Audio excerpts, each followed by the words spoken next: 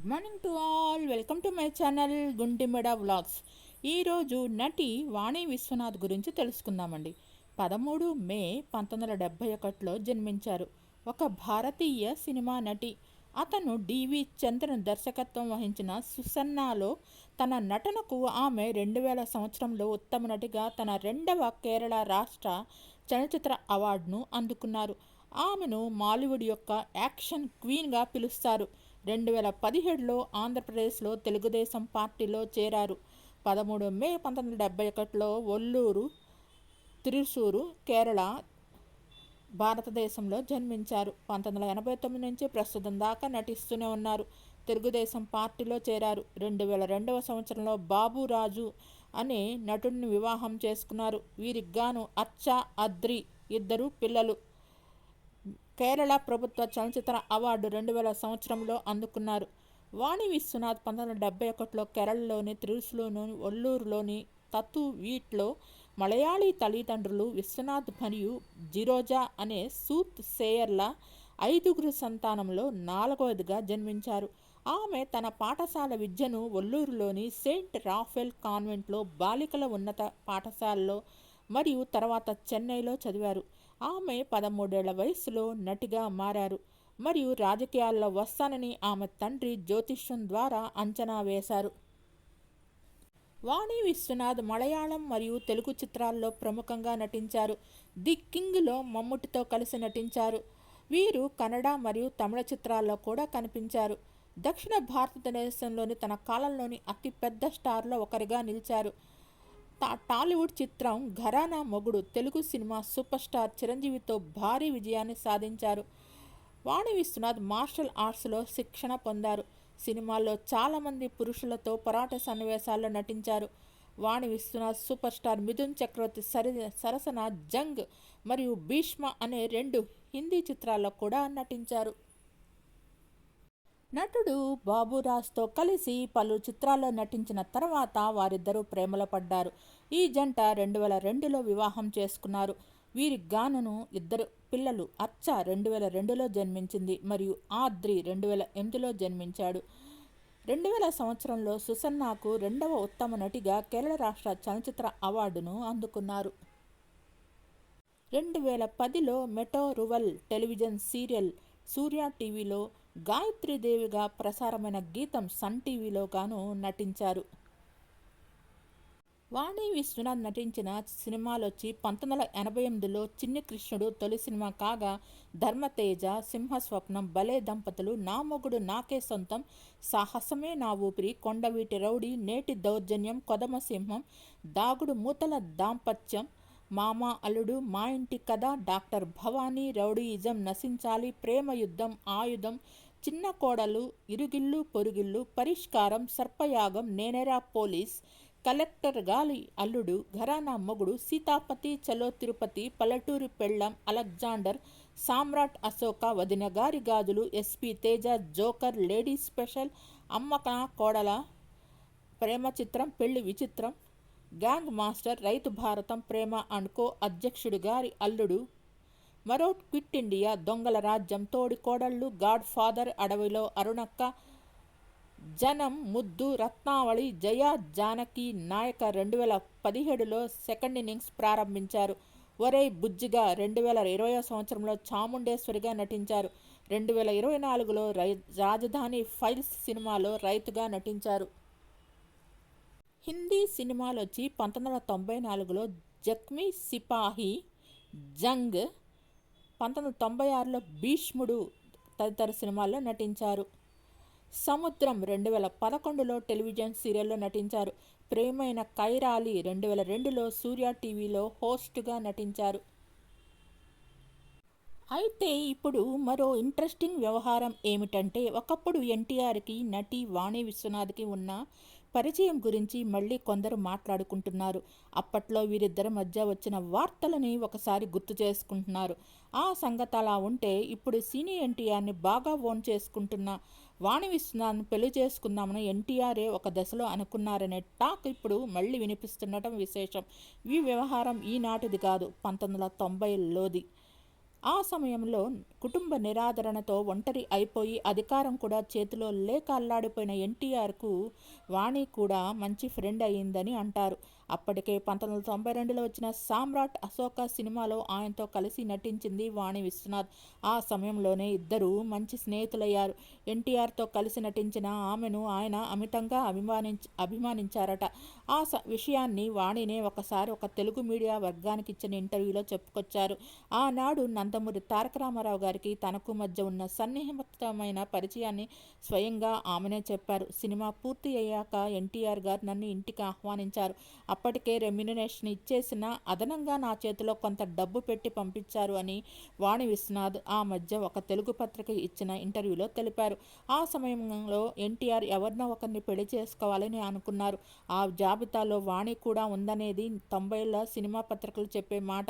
ఎన్టీఆర్ ఆ వయసులో పెళ్లి చేసుకున్నది అయితే నిజం. కానీ అప్పటికే బాలీవుడ్లో అలాంటి పెళ్లిళ్ళు అప్పటికే ఉన్నాయి. కానీ ఇక్కడ ఎన్టీఆర్కి ఉన్న ఫాలోయింగ్ వేరు. దాంతో ఆ వయసులో పెళ్ళా అంటూ ఆశ్చర్యంగా కాస్త అదో రకంగా చూసిన వాళ్ళు ఉన్నారు. అయితే లక్ష్మీపార్వతి కంటే ముందు కూడా ఆయన జీవితాన్ని పంచుకోవాలనుకున్న వాళ్ళు ఉండొచ్చు అన్న విషయాన్ని కాదనలేం అన్నది ఆనాడు ఆయన సన్నిహితంగా ఉన్న వాళ్ళ మాట. అయితే ఈ విషయాన్ని బహిరంగంగా మాత్రం ఎవరు బయట పెట్టలేదు. కేవలం అన్ని వార్తల్లాగే ఈ సంగతి కూడా ఒక రూమర్గానే మిగిలిపోయింది. లక్ష్మీపార్వతి దగ్గర అవటానికి మునుపు ఎన్టీఆర్ ఆ సమయంలో తనతో పనిచేసిన హీరోయిన్లను కూడా పరిగణలోకి తీసుకున్నాడని, వారిలో వాణి విశ్వనాథ్, మహర్షి విశ్వామిత్రలో నటించిన మీనాక్షి, శేషాద్రి వంటి వాళ్ళు ఉన్నారని నాటి పరిణామాలను గమనించిన వాళ్ళు, నాటి పత్రికలను చదివిన వాళ్ళు చెప్తారు.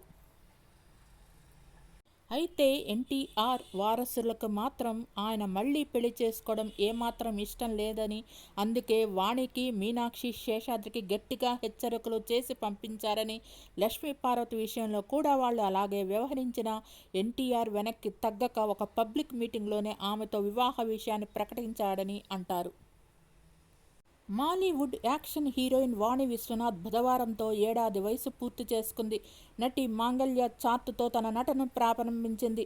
మరియు కొన్ని సంవత్సరాల తర్వాత వాణి విశ్వనాథ్ కొన్ని అత్యంత ప్రజాదరణ పొందిన సినిమాలతో మలయాళం మరియు తెలుగు పరిశ్రమలో ప్రముఖ నటీమణులు ఒకరిగా స్థిరపడ్డారు. ఆమె కొన్ని తమిళ మరియు కన్నడ చిత్రాల్లో కూడా నటించారు. బుధవారంతో ఆమెకు 49 ఏళ్లు వచ్చాయి. 2002లో నటుడు మరియు దర్శకుడు బాబురాజ్తో వివాహం చేసుకున్న తర్వాత ఆమె నటనకు విరామం తీసుకున్నారు. నిజానికి ఈ జంట తమ సంబంధాన్ని అధికారికంగా ప్రకటించినప్పుడు ఇది ఆశ్చర్యం కలిగించింది. బాబురాజ్ తన చాలా సినిమాల్లో విలన్గా కనిపించగా, వాణి స్థిరపడిన మరియు అగ్ర కథానాయిక. తాజాగా ఒక మ్యాగజైన్కి ఇచ్చిన ఇంటర్వ్యూలో నటి తన ప్రేమ కథ గురించి ఇలా వెల్లడించారు. ఒకసారి మేము సినిమా సెట్లో ఉన్నప్పుడు మేము సాధారణ సమయం గడిపాము. నేను ఒక పాటలోని కొన్ని పంక్తులు పాడి తదుపరి పంక్తులు పాడమని బాబురాజుని అడిగాను. బాబురాజు రఫ్ అండ్ టఫ్ మనిషేనని, ఆయనకు పాటపై ఎలాంటి ఆలోచన ఉండదని నా అభిప్రాయం. కానీ అతను ఈ క్రింది పాటలను పాడి నన్ను ఆశ్చర్యపరిచారు. ఈ సంఘటన తర్వాత మేమిద్దరం తరచూ మాట్లాడుకునేవాళ్ళం. మేము క్రమంగా ఫోన్లో గంటల తరబడి మాట్లాడాం మరియు మంచి స్నేహితులమయ్యాం. మజావిల్లో ప్రసారమైన కథ ఇది. వారే షోలో మనోరమ బాబురాజ్ ఒక కేసులో తప్పుగా శిక్షించబడ్డారనే విషయాన్ని బయటపెట్టారు. అతని స్నేహితులు బాధ్యులు అయినప్పటికీ అతను LLB విద్యార్థిగా ఉన్నప్పుడు జైలు పాలయ్యాడు. అతను ఈ చేదు అనుభవాన్ని వాణితో పంచుకున్నాడు మరియు బాబురాజ్ దయగల వ్యక్తి అని ఆమె గ్రహించింది. అతని ఆలోచనలు మరియు నమ్మకాలే నన్ను అతనిపై పడేలాగా చేశాయి అని వాణి చెప్పారు.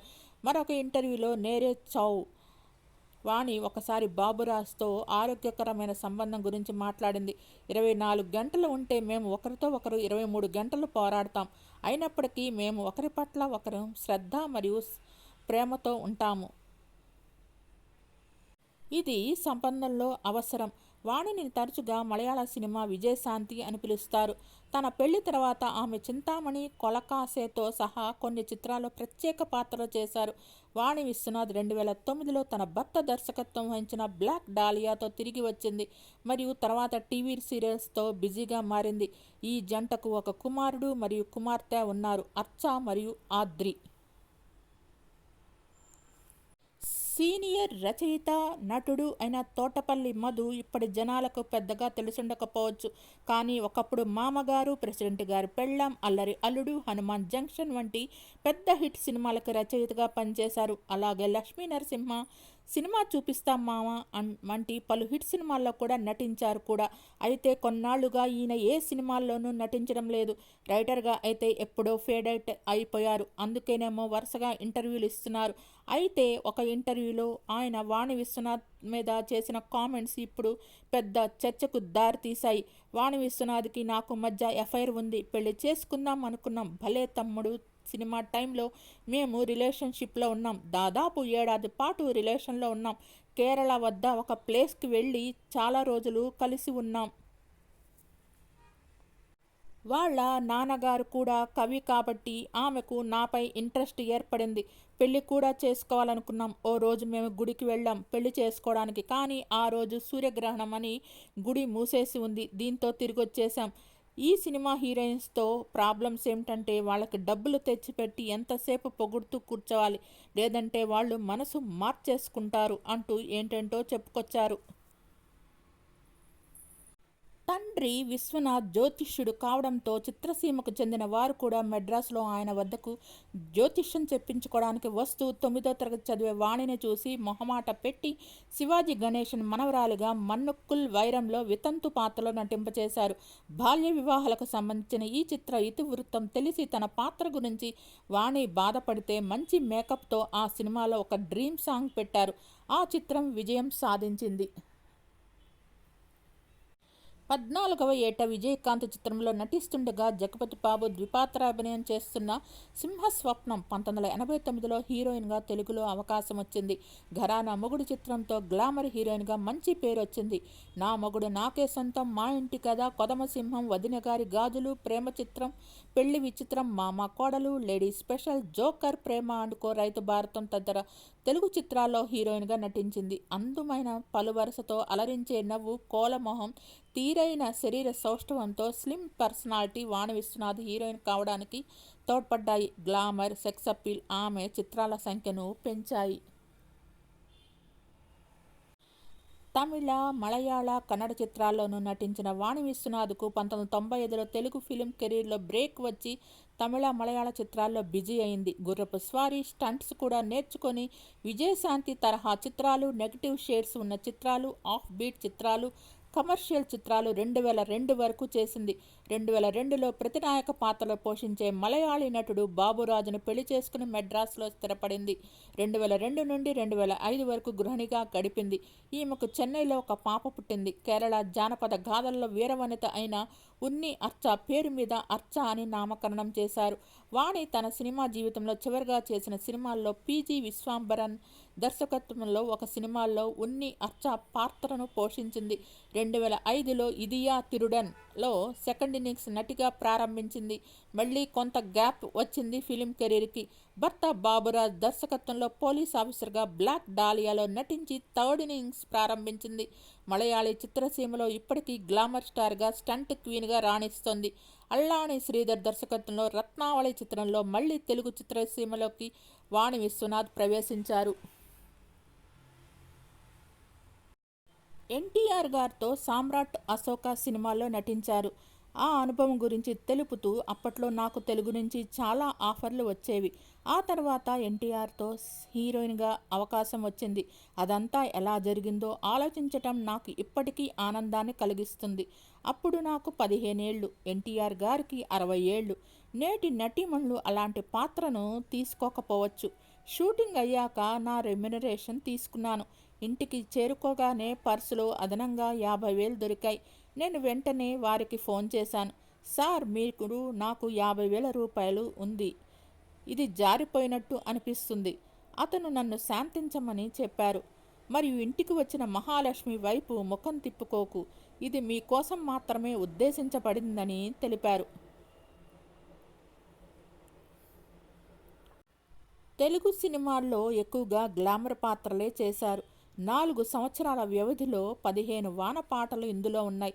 ఆ సమయంలో నటీమణులు అన్ని రకాల ఐటెం సాంగ్స్ చేయడానికి సిద్ధంగా ఉన్నారు. ఆ మధ్య నేను కథానాయికగా నటించిన చిన్న కోడలు వంటి కొన్ని సినిమాలు కూడా వచ్చాయి అని తెలిపారు. తన మొదటి యాక్షన్ సినిమా బాబురాజ్ది ది గ్యాంగ్. అయితే ఇండిపెండెన్స్ సినిమాలో నా పాత్రకు మంచి గుర్తింపు వచ్చింది. దర్శకుడు యాక్షన్ చెప్తే వాణి దేనికైనా సిద్ధమని బాబు వేట్టని చెప్పేవారు. అది నిజమైంది. స్టార్ యాక్షన్ కెమెరా నాకు మంత్రం లాంటిది. ఒక్కసారి యాక్షన్ అని రాసి అన్ని రకాల విన్యాసాలు చేసి తలుపులు అద్దాలు పగలగొట్టేందుకు సిద్ధమవుతాను. ఇది కూడా నాకు చాలా ఇబ్బందిని సృష్టించింది. సినిమా షూటింగ్ల సమయంలో చాలా ప్రమాదాలు ఎదుర్కొన్నాను.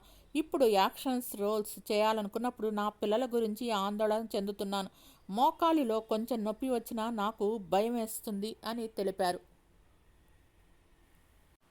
మీకు ఈ వీడియో నచ్చినట్టయితే లైక్ చేయండి, కామెంట్ చేయండి. Thank you all. Please subscribe and support my channel Gundemmada vlogs. Thanks to each and every subscriber.